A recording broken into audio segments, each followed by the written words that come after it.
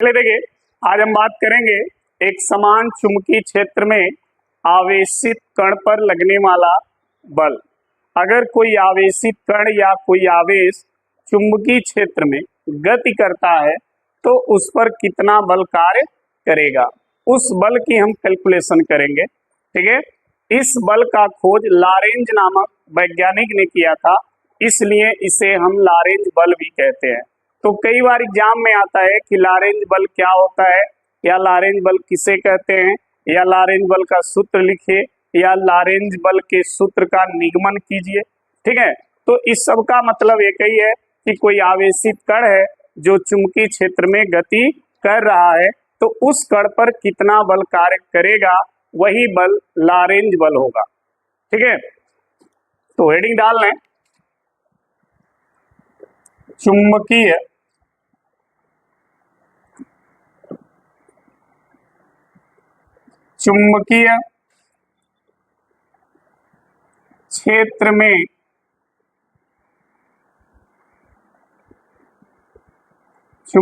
क्षेत्र में आवेशित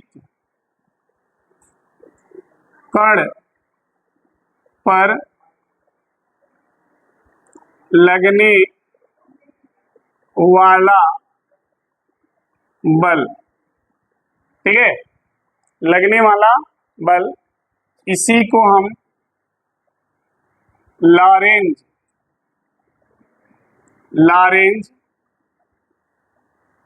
बल भी कहते हैं। ठीक है, ध्यान रखिएगा, इस पूरे हेडिंग को एक शब्द में लॉरेंज बल भी कहा जाता है। ठीक, तो अब इसके लिए ध्यान दीजिएगा कैसे हम लॉरेंज बल की गणना करेंगे। मान लीजिए एक चुंबकीय क्षेत्र है जिसकी दिशा एक्स अक्ष के अनुदिश है, ये एक्स अक्ष है, इसके दिशा में चुंबकीय क्षेत्र की दिशा है। चुंबकीय क्षेत्र को किससे प्रदर्शित करते हैं?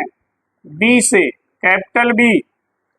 ठीक है, तो ये चुंबकीय क्षेत्र की दिशा है जो एक्स अक्ष के दिशा में। ठीक है, अब देखो यहां पर ये वाई अक्ष है, ये वाई अक्ष है, और ये जेड अक्ष है।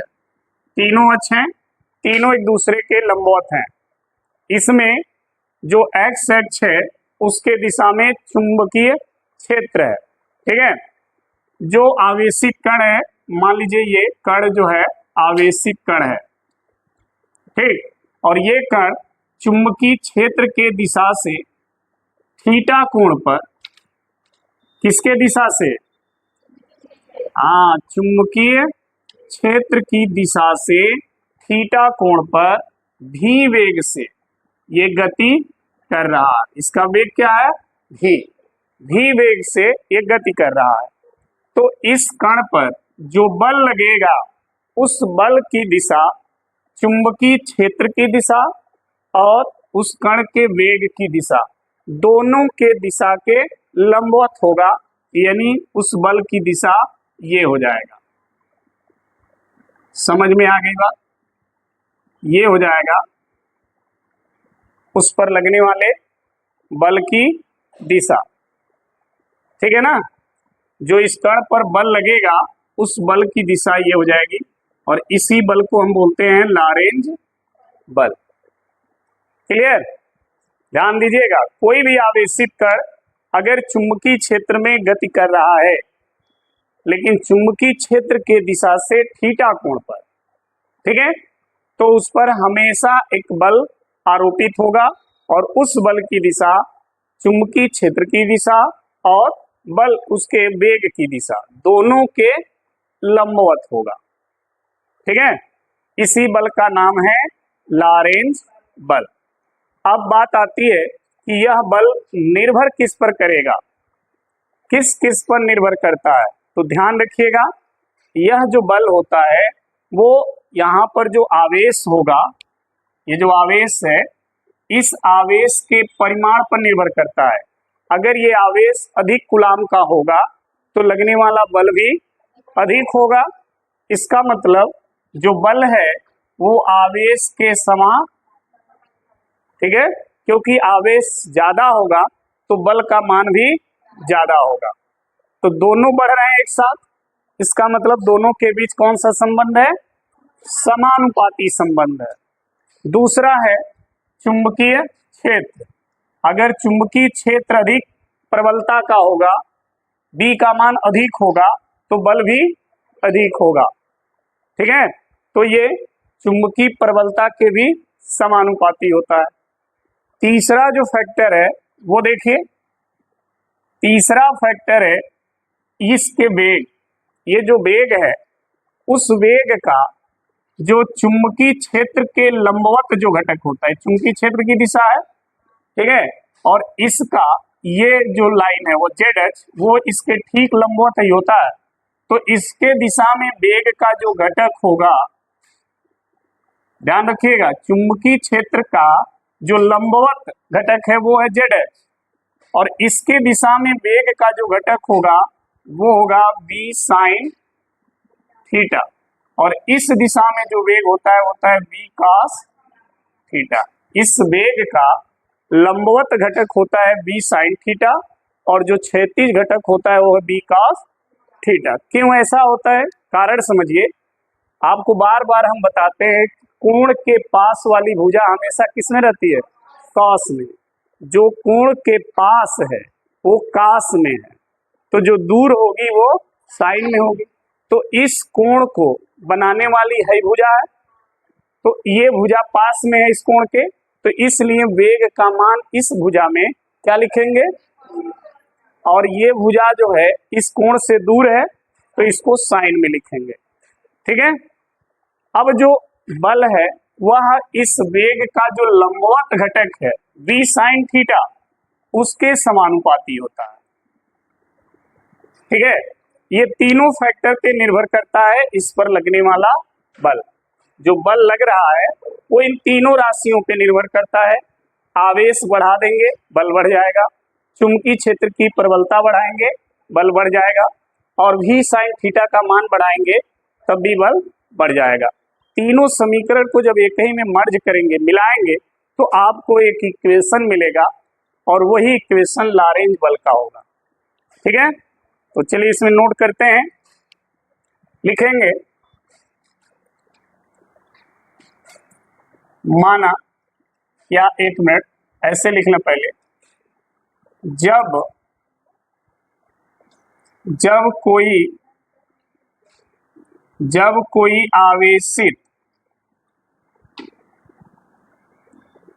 कोई आवेशित कण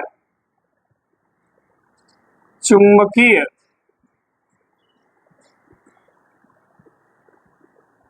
क्षेत्र में क्षेत्र के दिशा से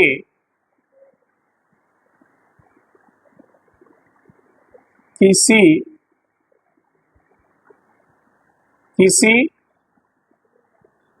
कोण पर, ध्यान देना, जब कोई आवेशित कण चुंबकीय क्षेत्र में, क्षेत्र के दिशा मतलब चुंबकीय क्षेत्र की दिशा से किसी कोण पर गति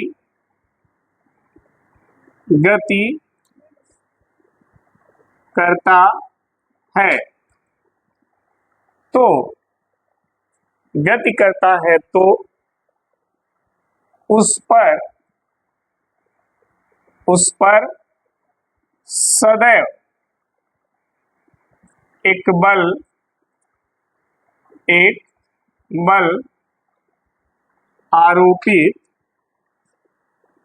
बल आरोपित होता है। उस पर सदैव एक बल आरोपित होता है। ठीक है, जिसकी दिशा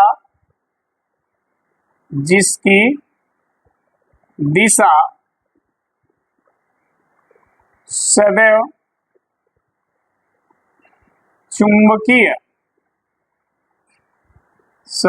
चुंबकीय क्षेत्र की दिशा और आवेशित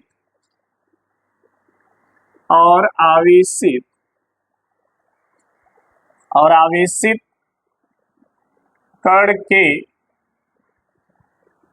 वेग की दिशा,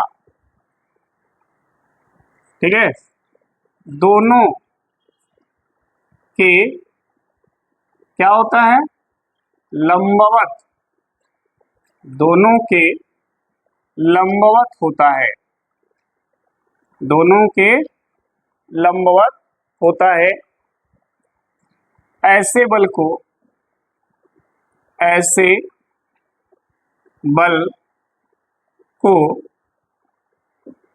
लॉरेंज बल कहते हैं। जो ऐसा बल है उस बल का नाम क्या है, लॉरेंज बल। ध्यान देना, हमने लिखा जब कोई आवेशित कण हो चुंबकीय क्षेत्र में क्षेत्र के दिशा से किसी कोण पर गति करता है तो उस पर सदैव एक बल आरोपित होता है, हमेशा उस पर एक बल लगेगा। अगर आवेशित कण चुंबकीय क्षेत्र के दिशा से किसी कोण पर अगर गति करेगा तो उस आवेशित कण पर हमेशा ये बल कार्य करेगा, ठीक है। और जब बल काम करेगा तो उस बल की जो दिशा होगी सदैव चुंबकीय क्षेत्र की दिशा और कण के वेग की दिशा, दोनों के दिशा के ठीक क्या होगा, लंबवत होगा। तो ऐसे बल को क्या कहते हैं, लॉरेंज बल कहते हैं। अगर मान लीजिए पेपर में आ जाता है लॉरेंज बल क्या होता है या लॉरेंज बल किसे कहते हैं, तो यहां तक आप उसका डिफिनीशन लिखेंगे लॉरेंज बल का, ठीक है। लॉरेंज बल कब काम करता है, जब कोई आवेशित कण चुंबकीय क्षेत्र में गति करेगा तभी लॉरेंज बल लगेगा, ठीक है ना। अब देखिए लॉरेंज बल का सूत्र कैसे निकलेगा, तो उसके लिए हम मानेंगे, माना Q कूलाम, माना Q कूलाम का आवेशित कण, माना Q कूलाम का आवेशित कण चुंबकीय क्षेत्र B में क्षेत्र की दिशा से थीटा कोण पर भी वेग से गति कर रहा है, ठीक है। हमने मान लिया कि कोई आवेशित कण है जो चुंबकीय क्षेत्र B में क्षेत्र की दिशा से थीटा कोण पर भी वेग से क्या कर रहा है, गति कर रहा है, ठीक है। तो उस पर लगने वाला बल, तो उस पर लगने वाला बल, जो उस पर बल लगेगा वो बल क्या होगा, तो वह बल नंबर एक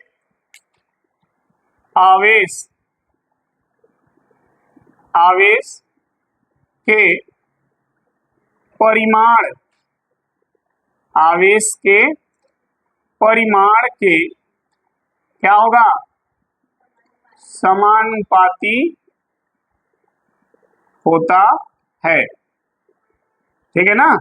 जो इस पर बल लगेगा वह बल इस आवेश के परिमाण के, चिन्ह के नहीं कि वो पॉजिटिव है निगेटिव है, इस पर निर्भर नहीं करता है, वो किसके, केवल उसके मान के, 4 कूलाम 10 कूलाम 20 कूलाम जो मान है उस पर निर्भर करता है। तो इसलिए हमने लिख दिया यहाँ पर आवेश के परिमाण के समानुपाती होता है, यानी F प्रोपोर्शनल टू Q।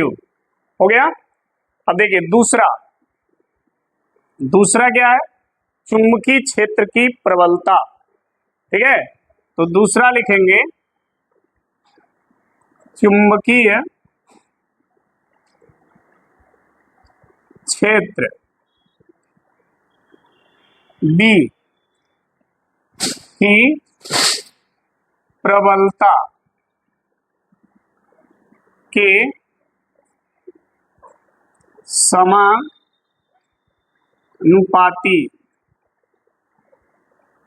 होता है। जो चुंबकीय क्षेत्र की प्रबलता है B, उसके भी समानुपाती होगा, यानी F प्रोपोर्शनल टू D। इधर देखो, हंसो मत। तीसरा देखो, तीसरा किस पर निर्भर करता है, वेग का जो लंबवत घटक होता है V साइन थीटा। वेग के लंबवत घटक V साइन थीटा के समानुपाती होता है। ठीक है जी, जो बल लगेगा उस पर वो इन 3 फैक्टर पे काम करेगा। ठीक है, एक आवेश के परिमाण के समानुपाती, दूसरा चुंबकीय क्षेत्र की प्रबलता के समानुपाती, और तीसरा जो वेग है उसका लंबवत घटक V साइन थीटा के समानुपाती। इन तीनों पे निर्भर करता है। अब देखिए, इन तीनों समीकरण को जब मिलाएंगे तो लिखेंगे उपर्युक्त तीनों समीकरणों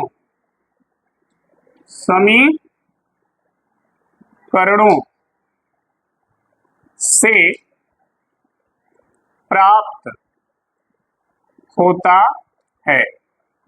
तीनों समीकरण को जब आप मिलाएंगे तो आपको प्राप्त क्या होगा, ध्यान दीजिएगा, क्या प्राप्त होगा, F proportional to Q B V sine, ये इक्वेशन आपको मिलेगा। ठीक है, अब देखो यहां पर एक नियतांक यूज करेंगे ताकि ये प्रोपोर्शनल साइन क्या हो, हट जाए, और यहां पर बराबर का चिन्ह लग जाए। तो हमने नियतांक यूज कर लिया कि Q B V sine theta. ठीक है, जहां के क्या है, एक नियतांक है, यह एक नियतांक है। ठीक है, एसआई पद्धति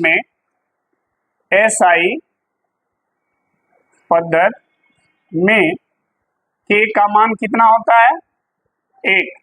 तो जब इसको 1 रख देंगे तब F इक्वल टू हो जाएगा Q B V sine theta. यही हो जाता है लॉरेंज बल का सूत्र। ध्यान रखिएगा, अगर आता है कि लॉरेंज बल के सूत्र का निगमन कीजिए तो आप ऐसे ही करेंगे। ठीक है, अब हमको ये देखना है इसमें कि यह बल अधिक कब होगा और कम कब होगा, कब ये बल सबसे ज्यादा काम करेगा और कब ये बल सबसे कम काम करेगा। तो इसके लिए हमें स्थितियां पढ़नी होंगी। देखिए, विशेष स्थितियां हमें ये समझना होगा। विशेष स्थितियों में ध्यान दीजिएगा, पहला पॉइंट नंबर 1, अगर हम ये मान लें कि ये जो आवेशित कण है वो चुंबकीय क्षेत्र के दिशा में गति कर रहा है, जिस दिशा में चुंबकीय क्षेत्र है उसी दिशा में आवेशित कण भी गति कर रहा है। अगर हम मान लें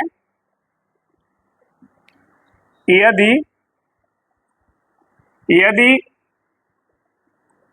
आवेशित आवेशित कण चुंबकीय चुंबकीय क्षेत्र के दिशा में गति करता है। ठीक है जी। अगर आवेशित कण चुंबकीय क्षेत्र के दिशा में गति करेगा तो थीटा की वैल्यू क्या हो जाएगी? हाँ बताओ। अगर आवेशित कण है जो है इसी दिशा में गति करे तो थीटा क्या बनेगा? 0 बन जाएगा, यानी थीटा का मान 0 होगा। और जब थीटा 0 होगा तो इस फार्मूले में थीटा की जगह 0 रखोगे तो क्या मिलेगा? साइन 0।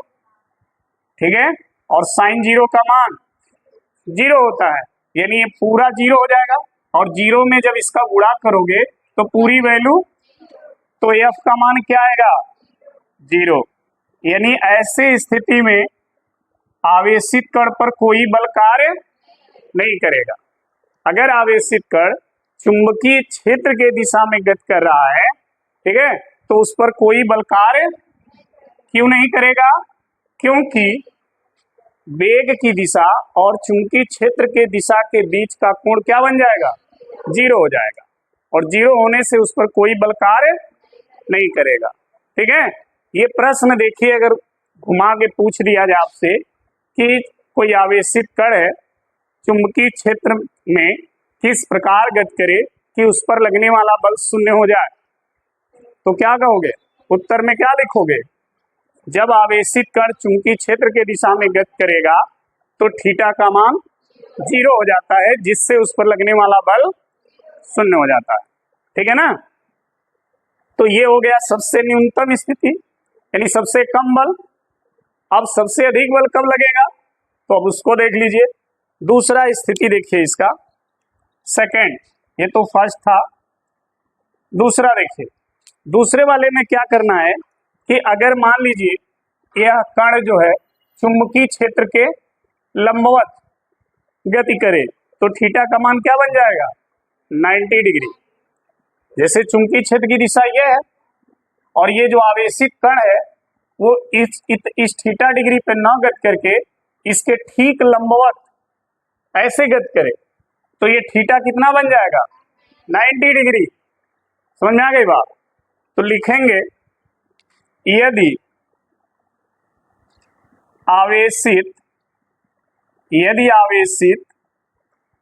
कण चुंबकीय क्षेत्र की दिशा के लंबवत गति करता है, लंबवत गति करता है, तो थीटा की वैल्यू कितना? 90 डिग्री हो जाएगा। थीटा 90 अंश हो जाएगा। और जब थीटा 90 होगा तो साइन 90 का मान 1 हो जाता है। तो जब ये 1 हो जाएगा तो बल सबसे अधिक काम करेगा, यानी फोर्स मैक्सिमम हो जाएगा। F maximum equal to Q B भी, तो ये अधिकतम फोर्स लगेगा। ठीक है ना? तो अगर प्रश्न आता है कि आवेशित कण जो चुंबकीय क्षेत्र में, ठीक है, गति करता है तो उस पर अधिकतम बल किन स्थितियों में कार्य करेगा? तो अधिकतम बल तब काम करेगा जब थीटा क्या बने? 90 डिग्री। ठीक है, समझ में आ गई बात? तो नोट कर लीजिए सब। देखिए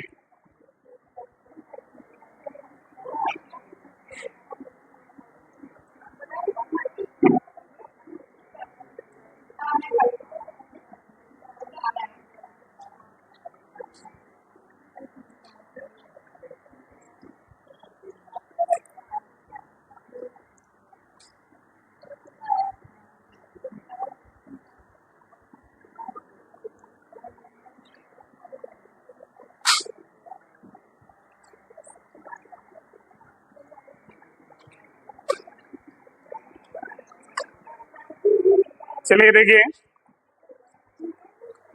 अगला जो टॉपिक है वो है दाएं हाथ के अंगूठे का नियम।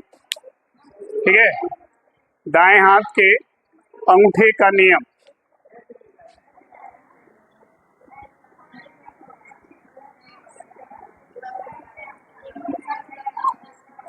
दाएं हाथ के अंगूठे का नियम। ठीक है, देखिए ये नियम अप्लाई कब होता है? दाएं हाथ के अंगूठे का नियम अप्लाई कब किया जाता है? जैसे कोई, कल हम लोग पढ़े थे ना कि किसी तार में जब धारा प्रवाहित की जाती है तो उसके चारों तरफ समकेंद्रीय वृत्त के रूप में चुंबकीय क्षेत्र उत्पन्न हो जाता है। तो उस चुंबकीय क्षेत्र की दिशा ज्ञात करने के लिए हम दाएं हाथ के अंगूठे का नियम लगाते हैं। ठीक है, किसी तार में धारा प्रवाहित करने से उसके चारों तरफ उत्पन्न चुंबकीय क्षेत्र की दिशा ज्ञात करने के लिए हम इस नियम का प्रयोग करते हैं। यहां लिख लेते हैं, किसी चालक तार में धारा प्रवाहित करने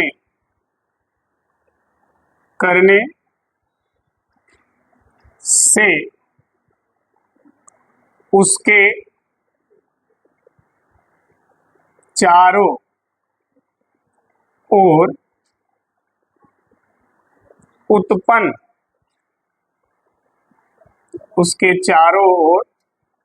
उत्पन्न चुंबकीय क्षेत्र की दिशा ज्ञात करने के लिए इस नियम का मतलब समझ रहे हो ना? दाएं हाथ के अंगूठे का नियम, इस नियम का प्रयोग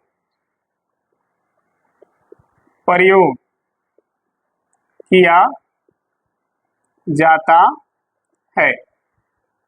अगर प्रश्न पूछा जाए कि दाएं हाथ के अंगूठे के नियम का प्रयोग कब होता है, तो किसी भी तार में धारा प्रवाहित करने से उसके चारों तरफ उत्पन्न चुंबकीय क्षेत्र की दिशा ज्ञात करने के लिए। ठीक है, अब रह गई बात, ये नियम है क्या? नियम देखिए, क्या नियम है ये? तो आपको करना क्या है, अपने दाएं हाथ से चालक तार को इस प्रकार पकड़ना है कि अंगूठा चालक में बहने वाली धारा की दिशा में हो। अंगूठा चालक में बहने वाली धारा की दिशा में हो तो मुड़ी हुई अंगुलियां चुंबकीय क्षेत्र के दिशा में होंगी। जिस दिशा में अंगुलियां मुड़ी हैं वही चुंबकीय क्षेत्र की दिशा में। ठीक है ना? आप तार को इस प्रकार से पकड़ो कि अंगूठा जो है दाएं हाथ का वो किधर हो? धारा की दिशा में हो, मतलब जिस दिशा में धारा बह रही है। तो ये मुड़ी हुई अंगुलियां इसके चारों तरफ उत्पन्न चुंबकीय क्षेत्र की दिशा को बतलाएंगी। क्लियर? तो इसको नोट कर लेते हैं।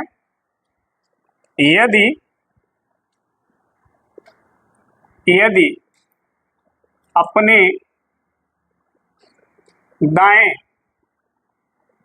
हाथ से किसी चालक तार को इस प्रकार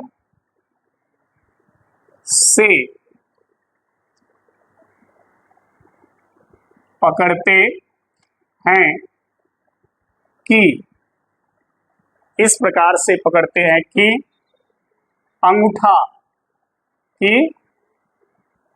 अंगूठा चालक तार में बहने वाली धारा, चालक तार में बहने वाली धारा के दिशा में हो, दिशा में हो। ठीक है, तो मुड़ी हुई अंगुलियां, मुड़ी हुई अंगुलियां चालक तार के चारों ओर उत्पन्न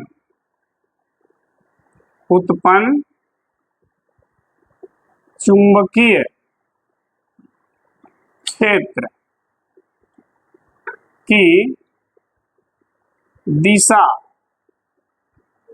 को व्यक्त करेंगी,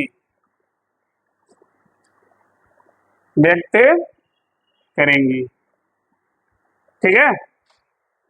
ये है दाएं हाथ के अंगूठे का नियम। अब देखिए, इसका फिगर भी अगर बनाना है तो देखिए ध्यान से।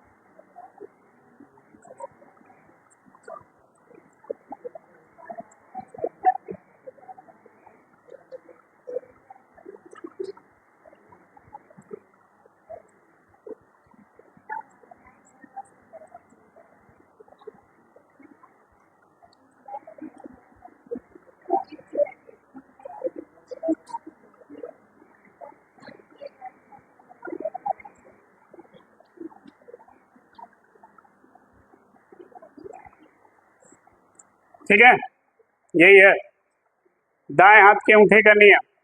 दाएं हाथ से आप चालक तार को ऐसे पकड़ो कि अंगूठा तार में बहने वाली धारा की दिशा में हो, तो मुड़ी हुई अंगुलियां जो हैं तार के चारों तरफ जो चुंबकीय क्षेत्र है उसके दिशा को प्रदर्शित करेंगी। क्लियर? अब ये देखिए, चुंबकीय क्षेत्र की दिशा क्या है? ऐसे है, ऐसे का मतलब एंटी क्लॉकवाइज, घड़ी के सुई के विपरीत। घड़ी की सुई ऐसे घूमती है ना, और ये ऐसे दिखा रहा है, इसका मतलब एंटी क्लॉकवाइज।